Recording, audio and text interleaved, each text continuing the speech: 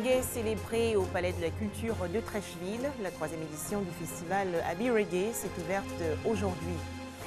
Korogo, dans le nord du pays, l'incivisme gagne du terrain sur les routes. Et pour lutter contre ce fléau, la Jeune Chambre internationale sensibilise les conducteurs de mototaxis. Enfin, plus de 100 000 morts et 2 millions de réfugiés déplacés. Le conflit en Bosnie-Herzégovine commence le 6 avril 1992. Madame, Monsieur, bonsoir et bienvenue sur RTI 2. Le festival international Abbey Reggae s'est donc ouvert aujourd'hui au Palais de la Culture de Trècheville. Cette 3e édition en présence du ministre de la Culture et de la Francophonie, Maurice Kwaku Bandaman. En attraction, une vingtaine d'artistes nationaux et internationaux, dont l'Ivoirien Ismaël Isaac et le Jamaïcain U-Roy. Autre actualité, les accidents de la circulation font rage à Korogo, dans le nord du pays. On dénombre 56 morts. En 2014, ces tragédies emmènent la Jeune Chambre internationale à mettre tout en œuvre pour améliorer la sécurité routière dans la localité. 300 conducteurs de mototaxi ont ainsi été sensibilisés. On en parle avec Charles Tatou de RTI Boaké. Korogo, capitale de la région du Poro. Tous les services de l'État y sont représentés. La ville est également pourvoyeuse d'emplois grâce à ses nombreuses unités industrielles. Ici, les gens travaillent de jour comme de nuit. Et cette ambiance donne fière allure à cette cité qui est presque un modèle de l'émergence. Mais la fausse note, l'incivisme des motocyclistes. Il y a beaucoup de gens qui ne connaissent pas le code de la route. Souvent le feu est rouge, ils traversent, le feu est vert, ils s'arrêtent. Des accusations mutuelles dans le camp des motocyclistes. La plupart des motos-taxis sont des motos à embrayage. Beaucoup d'entre eux n'ont pas de permis. Nous, nos motos, là, c'est les 5 ans. On n'a pas besoin de permis. Les motos sont beaucoup à Korogo. Il y a des petites motos aussi. Voilà, il y a des taxis-motos. S'il y a un moto qui a fait accident, les gens disent que non, que c'est taxi-moto, que c'est pas taxi-moto. La main à la place du clignotant. Une règle de conduite mal appliquée. Il y a des gens, même si tu as main clignotant là, si tu n'as pas fait sortir ta main là, ils ne te voient pas. Plus de 2400 mototaxis circulent. Ce nombre impressionnant permet la suspicion qui se jette sur les conducteurs de mototaxis quant aux fautes à l'origine des accidents. Il y a certains, même il va vers le clignotant, il ne va pas tourner là-bas. Quand ça fait que ça fait, il y a beaucoup d'accidents qui se passent. Il faut regarder ma voiture de l'autre côté là. Hier, c'est lui qui est venu brosser ça. Sur 166 accidents au titre de l'année 2014, 56 personnes ont été tuées, dont 18 pour 48 accidents en collision moto avec moto. Face à ces chiffres qui donnent des frissons, la Jeune Chambre internationale veut contribuer à sa manière à l'amélioration de la sécurité routière. À chaque gare, nous avons pris 2 éléments pour ajouter à ceux qui ont participé à au moins une réunion. La séance de travail nous a pris 2 mois. Notre objectif, c'était de former tous les usagers de motos au niveau de la ville de Korogo. Mais nous commençons avec une première édition où il y a 400 kits qui seront offerts aux différents auditeurs qui ont participé à cette sensibilisation. Au total, 300 conducteurs de mototaxi ont eu droit à des notions élémentaires sur les bonnes pratiques en matière de conduite routière et de secourisme en cas d'accident. Le ministre nous a chargé de venir appuyer cette cérémonie avec 100 casques de moto et puis 100 gilets de sécurité. Tous équipés en casque et gilets, les participants ont manifesté leur joie par des parades à travers la ville.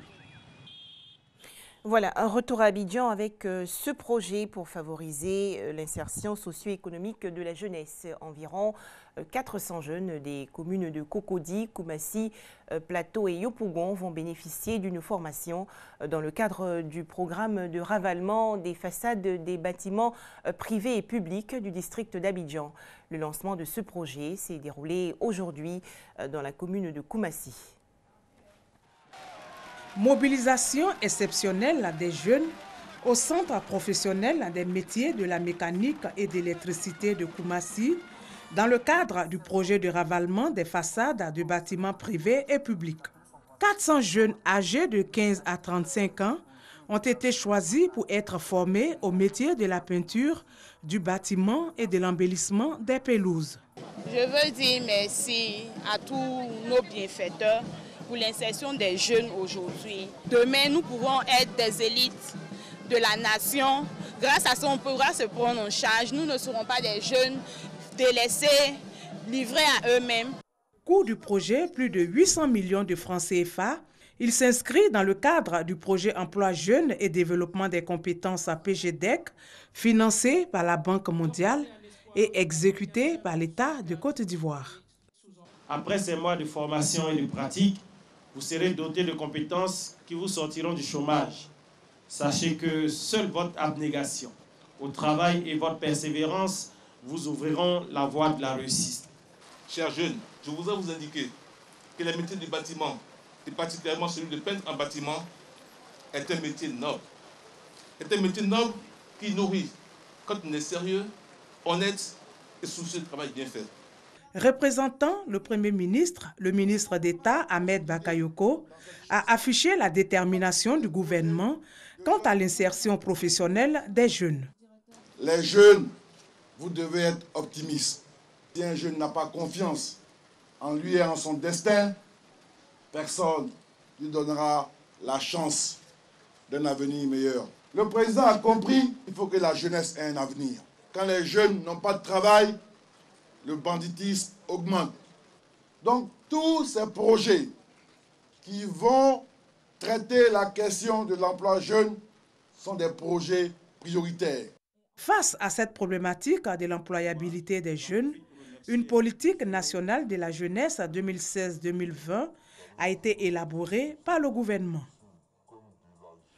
On faisait le point avec Grace Kando.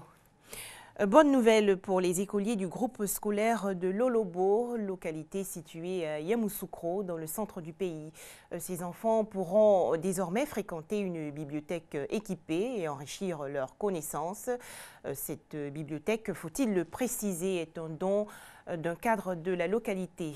Ouattara Djeniba et Chris Larsen de RTI Bouaké. Lolobo, localité rurale à 16 km de Yamoussoukro. L'accès aux livres, autre que les livres scolaires, est une réelle préoccupation pour les élèves du milieu rural. La raison ? L'inexistence de bibliothèques. Cet état des faits n'est qu'un vieux souvenir aujourd'hui. Le groupe scolaire de Lolobo vient de bénéficier d'une bibliothèque, dont d'une cadre du département de Yamoussoukro.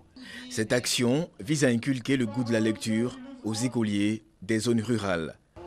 Une bibliothèque est quelque chose de très important pour l'instruction. Voilà pourquoi il serait souhaitable que dans chaque école primaire, secondaire, supérieure, il y ait une bibliothèque. Une initiative encouragée par le ministre de la Culture et de la Francophonie. Pour lui, cette collection va permettre aux écoliers de voyager à travers les livres. Une bibliothèque va contribuer à l'amélioration de la qualité de l'éducation et de la culture de nos enfants. Une visite des autorités a permis de se rendre compte de la diversité de la collection de la bibliothèque qui compte plus de 500 ouvrages. Les cadres du département sont invités à lui emboîter le pas afin que les enfants de ce pays rural soient bien formés.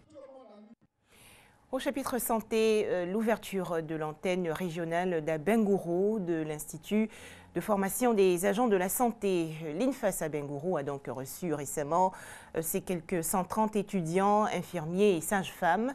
Les nouveaux locaux de cet institut ont également été visités par le ministre de la fonction publique et de la modernisation de l'administration, Pascal Abinan. On fait le point avec Mamadou Kouassi. L'Indénié Djoablin a désormais son antenne régionale de l'Institut de formation des agents de la santé, INFAS. Une antenne régionale qui a reçu ses premiers étudiants cette année. Au nombre de 130, ces étudiants de l'antenne régionale seront formés uniquement au métier de sage-femme et d'infirmier. L'INFAS a pour objectif de former les infirmiers sages-femmes et puis tous les techniciens de laboratoire, PGP, assainissement, kinésithérapeute. Mais pour ce qui est d'Abengourou, on ne forme que les infirmiers des sages-femmes. Nous avons 100 infirmiers et 30 sages-femmes que nous devons former pour cette année. La visite du ministre de la fonction publique et de la modernisation de l'administration, Pascal Kwaku Abina, a été l'occasion pour les responsables de cette structure de présenter des doléances, des difficultés portées essentiellement sur les moyens didactiques. Le ministre Pascal Kwaku Abina a assuré la volonté du gouvernement et du conseil régional à offrir un cadre de travail et de vie sain à ses étudiants. Joignant l'acte à la parole, il a annoncé l'ouverture de nouveaux locaux L'université à Nyansue qui va s'ouvrir, quand vous avez des grandes écoles comme l'INFAS et d'autres, hein, le CAFOP supérieur, et puis d'autres choses qui vont arriver, nous voulons qu'à Bangourou se positionne comme un pôle universitaire. C'est ça notre ambition. Et ce sont les prémices déjà que vous voyez. Et nous félicitons le gouvernement et le président parce que tout ceci, c'est dans son programme de développement. Avant l'ouverture de ces nouveaux locaux, c'est avec les élèves du centre de formation professionnelle d'Abengourou que les 130 étudiants de l'INFAS partagent le site actuel. En Gambie, le tout premier vote aujourd'hui pour les législatives depuis le départ de l'ex-président Yaya Jammeh. 900 000 électeurs appelés aux urnes. Les premiers résultats sont attendus ce soir. Des affrontements aujourd'hui dans la région ouest de la Libye. 4 passeurs présumés qui tentaient de traverser la Méditerranée pour allier l'Europe avec des migrants ont été tués dans un échange de tirs avec les gardes-côtes libyens. En Indonésie, des espèces animales menacées d'extinction, notamment le macaque noir. Ce singe est chassé pour sa viande. Enfin, les hostilités ont opposé bosniaques, musulmans, serbes et croates. 2 éléments clés vont donc marquer le début de la guerre en Bosnie-Herzégovine. Le 6 avril 1992, c'est d'abord le siège de la ville de Sarajevo par l'armée serbe.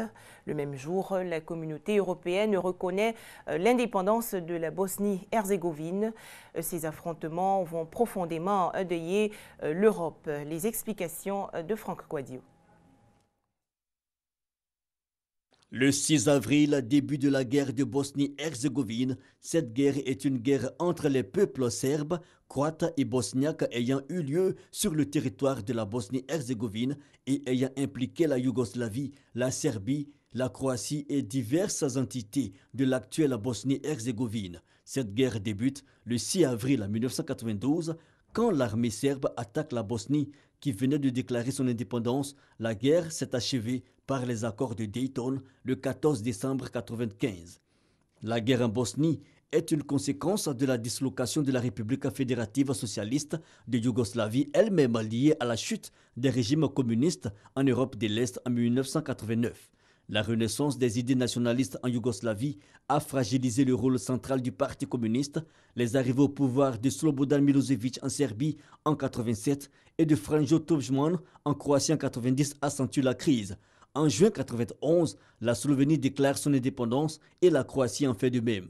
Après un rapide conflit en Slovénie, l'armée populaire yougoslave sous commandement serbe, appuyée par les paramilices serbes et les Serbes de Krajina en Croatie, attaque la Croatie.